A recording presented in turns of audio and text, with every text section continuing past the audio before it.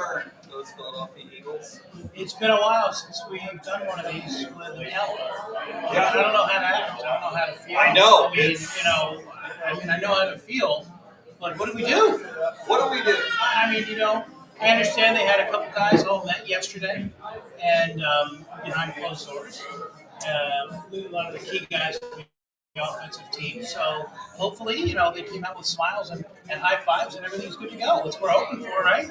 Smiles and high fives. That's what we need. Exactly what we're going for here on the Cat Country 96 Birds Recaps, brought to you by Miller Lite, the official beer sponsor of the Philadelphia Eagles, and by our friends at Banko Beverage Company, Sam Malone, Kevin Crockett here.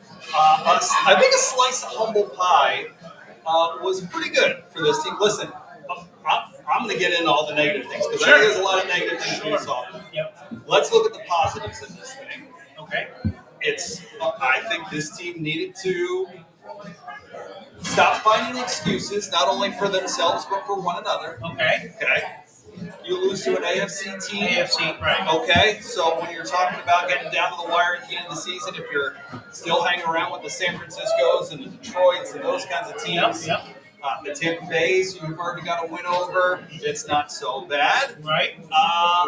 That said, the smell of that 2023 season, that 10-1 start, and then just the collapse still feels like it's a possibility, and it's not fun to talk about. Well, I'm hoping that the players don't remember that, and it's just so easy to get back in their head again about that collapse season you just mentioned. It's very easy to go to that and think, oh no, here we go again. That's easier than, wait a minute, we're too good for this. Let's play like we did last year. Hopefully they don't fall into that little bit of a trap. But I think they're more veterans now. They're more mature. I don't think they're going to let this happen. And I take that at that meeting they had yesterday. I wasn't in there, of course. I was invited, but I couldn't make it. You didn't think you did. Yeah, what are you going to do? So I think that they're going to rebound from this. I think it's good that New York lost last week. I think that helps a lot. More film on Jackson Dart now, which is going to help a lot. Rather than throwing him into the Eagles, it's going to help big time. I think getting away from the city right now is a very good thing. I do. I really believe that's it. hard to disagree. Yeah, at this point, it's something that I think both teams need. When I say both, I'm just mentioning them quickly, the Phillies. But I think the Eagles get away. I know it's only down the street, but still get away from that atmosphere. I think that'll do them really well. And I think that's twofold. Is one, you get a quick turnaround and kind of get this one out of your head. And two, it gives you an extended period of time to relax, recuperate. You're going to be coming up against the Minnesota team that's been on the road quite a bit. You might see Carson Wentz. We'll see what happens there. But I'm going to keep trying to focus on the positive things. Okay. Winning the turnover battle, which is an important part of winning any football game. Right? You're a good football team or a bad football team. Right. They've been really efficient in the red zone. Denver got the best of them in this game on the offensive and defensive sides of the ball. After that, I really start to look for things that feel consistent and that you can hang your hat on.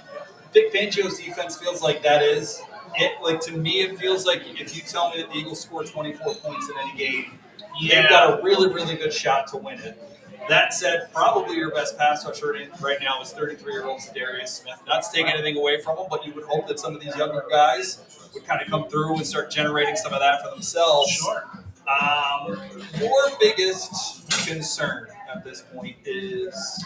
Well, I'm going to say, first of all, I'm going to throw our punter in there. He's been doing a great job. He's been getting too much time. Jake Elliott's been special teams in general. Yeah, they're not bad. I'm really happy with the way that special teams. Short of the knuckleball punts or the knuckleball kicks earlier in the year. Yeah. I am going on and I think I may have said this last week.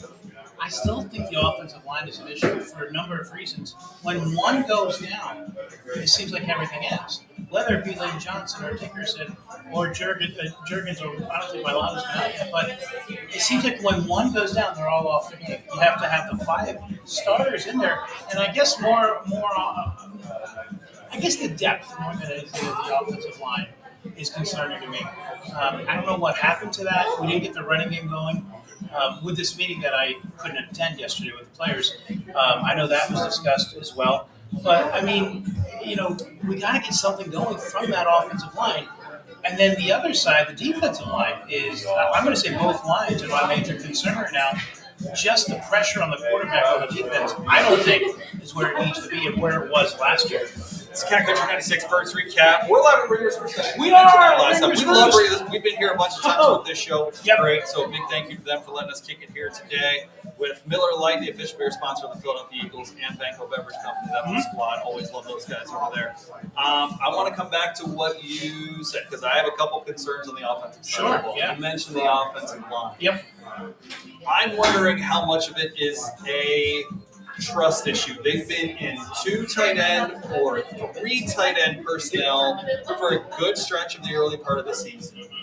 And when you tell me that you've got Devontae Smith and A.J. Brown and Saquon Barkley and Dallas Goedert, that doesn't make a ton of sense to me. And where this team has had success early on in the season where it feels like they start to get a rhythm is when they spread you out and they go up tempo. Now, the risk you have with that is if you go up tempo and you go 3 and out, which is something this team seems to do.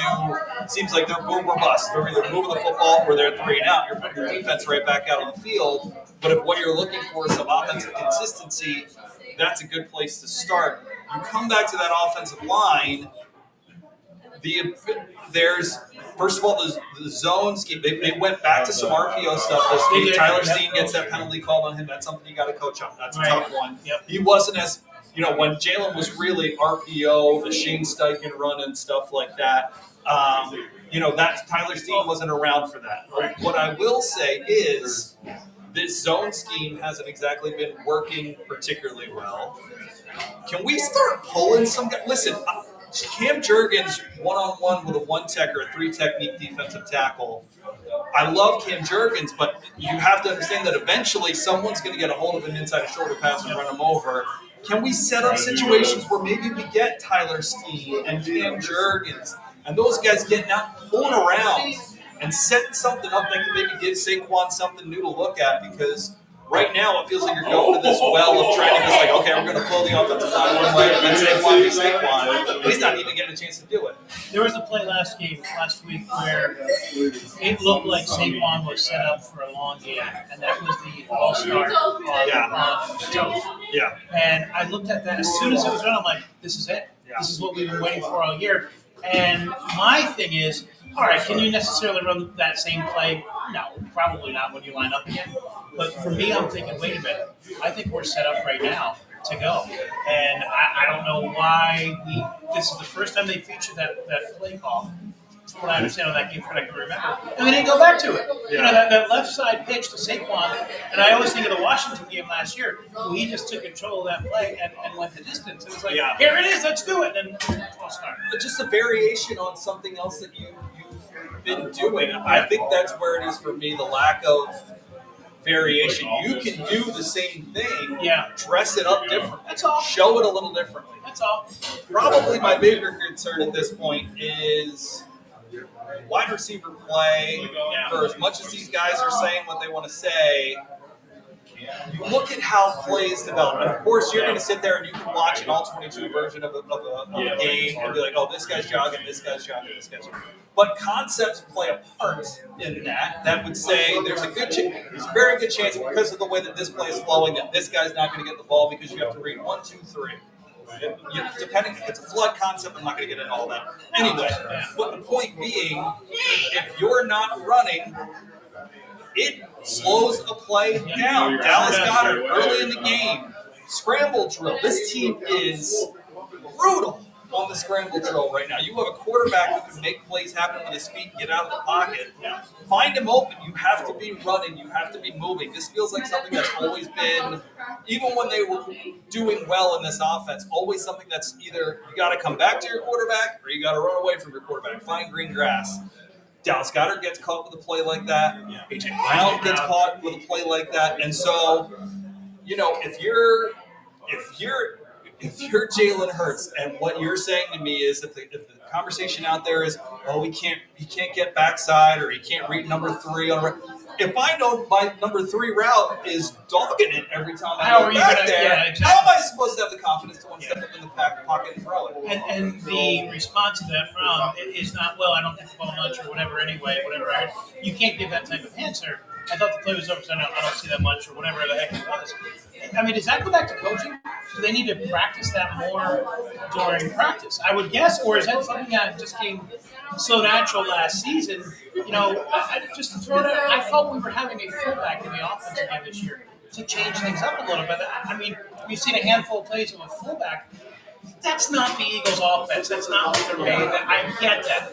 But just to throw it in every now and again to change it up a little bit, throw in that fullback. Give it a little bit of a different look on the offensive side.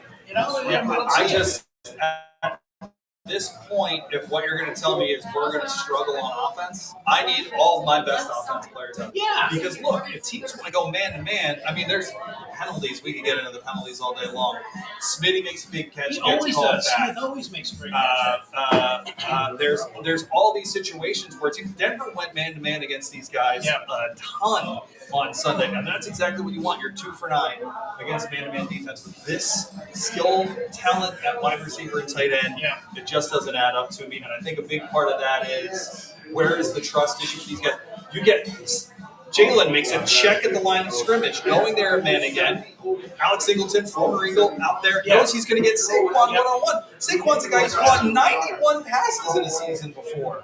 Like, we've got to find ways to continue to evolve this. And if what you're telling me is our offense is struggling, I'm telling you that our best bet is to put the most skilled guys that we have out there. I'm tired of, I understand you have to change it. I'm tired of seeing 12 personnel, 13 personnel.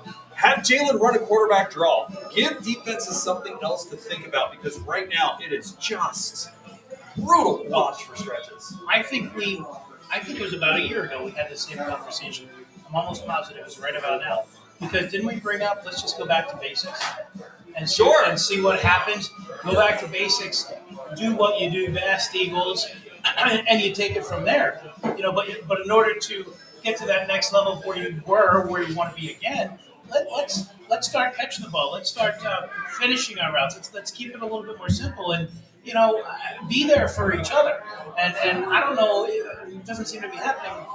Pretty much weird. Let's keep it simple. Let's knock the playbook down. And I think that's part of the reason why. Listen, teams finally caught up to the RPO. They did, and that's fine. I get that. But when you can reach into that in your back pocket and you're Kevin Patullo, and you can say, all right, we need to start getting some sort of rhythm here. But again, I come back to that point of where they've gone up tempo. They can get, then you get a penalty. And now you're first. The amount of times they've been first and more than 10 is infuriating. We're 2nd and 9, 2nd and 8.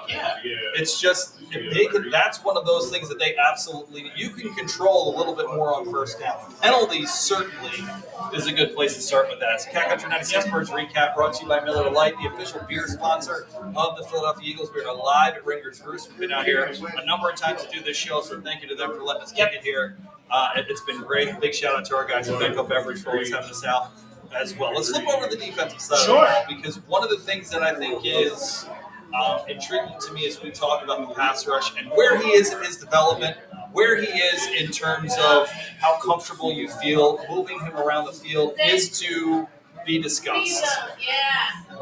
If Nakobe Dean gets back here and you're not getting any pressure off the edge consistently, is there a conversation that needs to be had that says Nakobe's going to come in and be our linebacker? We got to get Jahad Campbell out here on an edge and put him in space. So I will say this: as good as Jahad has been, there's a couple of times in the run game where he's a big boy and he gets a little muscled around. Flip side of that is if you can be very specific with him and say, dictate, nothing gets outside of you, set this edge, and then we're going to let you pin your ears back on 2nd and 3rd down because we have Nakobe Dean coming in.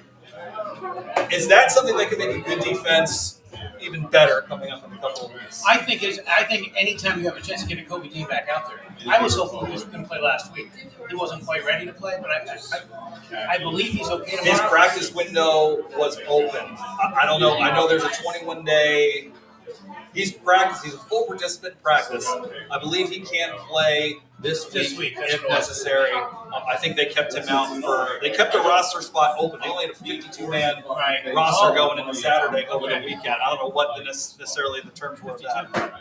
I think anytime you get Nakobe Dean out there, you have to. Nakobe, especially towards the end of last year before the injury, I think he had a real good season last year. And you get him back out there, he's more of a veteran. I know 2 or 3 years in the league, but he's more of a veteran, and I think he's going to add to the defense. You got to put Nakobe Dean out there if he has that capability. I think you do. Is he going to make a couple of mistakes his first couple of games? Sure he is. But I think a healthy Nakobe Dean is something. He's not the greatest, defender on the team. I understand this. He's not the greatest defensive But he's a good guy. defender. He's good. And the thing that I think he did well, going all the way back to his time in Georgia, and he's got his Georgia boys in front of him, was dissect.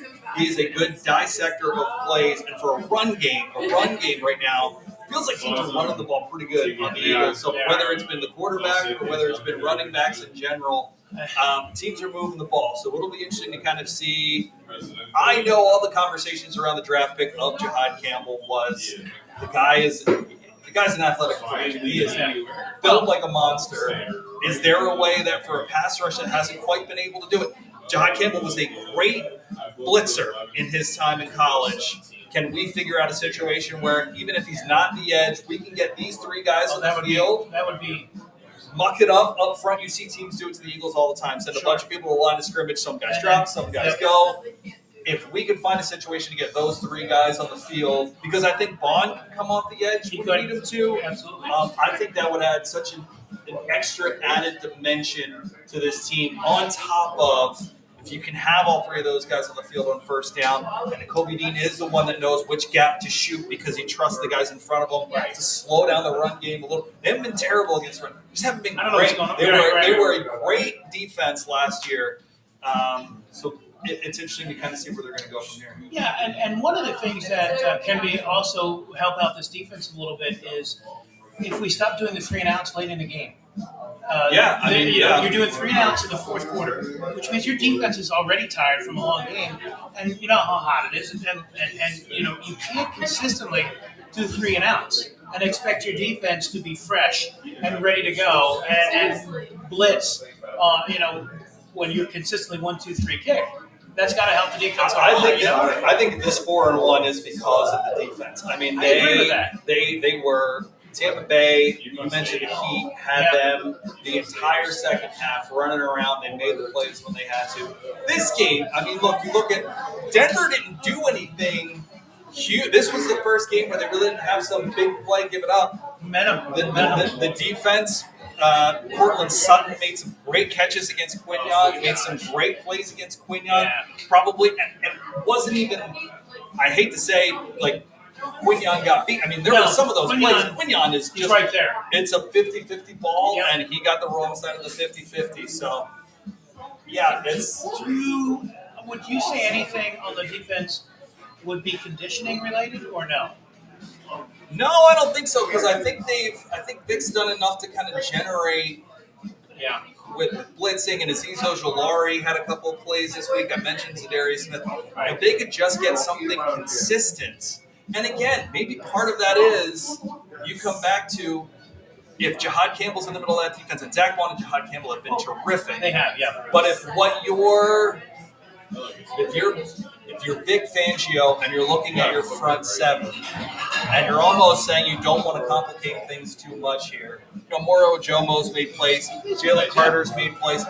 Like all of a sudden, are you now saying with Jacoby in here? I feel a little more comfortable getting a little more risky with stunts and things up front that can all of a sudden maybe show other teams something we haven't been able to do yet this season. Well, you got to remember too, Jacoby is someone who's been here. He with him coming back, it's like the Eagles lost a lot on defense. We both know that they lost a lot of guys, key guys on defense.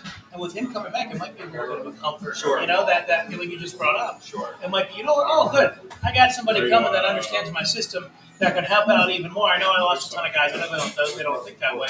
But, Jacoby knows the system, knows what can be done and what he has to do. I'm really high on Jacoby Dean, by the way. Me too. I think he's a Swiss Army knife kind of good. He's I say Swiss Army knife in the sense of if you got to cut down a big old tree, you want a big old saw to do it. But there's a bunch of things you can do with a Swiss Army knife that are good, and I think he's a good overall player in a lot of spots that are key to be good. And I think he does that. Let's get him back. Yeah, let's get him back. So Thursday night football, the Giants. Jackson Dart dealing with a little bit of a hamstring injury. Oh, I didn't know that. Okay. Short week in the Meadowlands. Saquon Barkley's Amazon Prime documentary gets released on Thursday night. Feelings going into Thursday? Short week. For me, not having to sit on this Denver loss, I love it. Same. That it's a Thursday night, Same. and I think the players probably feel the same way. Let's get this out of the way as soon as possible. And then let's get away. Get away. This is, Yep, they had an early bye last week. Right. It felt like it helped them out quite a bit. Yep. You get that long stretch from playing a Thursday night game Yep. off. It's in essence a bye week. Because they're off until Monday or Tuesday. Get right? away. Get away. Yep. Hit a reset button. Yeah. I think we all would love to see this team have a first half like they did against Tampa Bay, because I'm not as threatened by the Giants to come back from down, whatever that was, 24-3. I think if you can put a foot on the gas early, no Malik Neighbors, Banko Jackson Dart, Cam Scattergo's a nice player, but if you can hold him down a little, like this feels like a game where if you can get a foot on the gas, you keep it going. You can keep it going. And I think, the Eagles, with recent success, I look at it this way, too. Have the Giants improved from last year? I think they have a little bit. I'm not going to say they've improved that much, but I think the Malik Neighbors thing is... That set them back a couple steps, obviously. Yes. Have the Eagles improved from last year? No, but you look at it, I think the Eagles are still the better team. Thursday Night Football prime time. A little embarrassed. I think the Eagles win this game. I think the Eagles I really do. Can we get grass in that damn stadium already? Malik Neighbors, your Yeah, best I know. player, your supreme athlete. Yeah. It's the story we hear over and over and over again. Yeah. We're putting grass in there for the World Cup. Yeah, they need to have it. That's like the vet. They're putting it in for the World Cup. Put it They in need for to have your two football teams. You need to have grass in that stadium, absolutely. Natural turf. Yeah, how do you feel about it? That's what I thought. It's Cat Country 96 Birds Recap. It's brought to you by Miller Lite, the official beer sponsor of the Philadelphia Eagles. Big thank you again to Ringer's Roost for letting us keep it here. Lots of great folks here, so thank you to them. To Banko Beverage, those guys over there, always wonderful. Appreciate them a ton. Sammy, let's hope for a win Thursday night. All right. Let's keep our fingers crossed there's a baseball and a football game on Thursday night, too. I want nothing more to say. I have to switch between two games. Yes, and the Flyers start, so let's switch between three games. Maybe All we got right. 3 games to watch on I love Thursday. It's Cat Country 96 Birds Recap. Sam Malone, Kevin Crockett. Go Birds. See you, go Birds.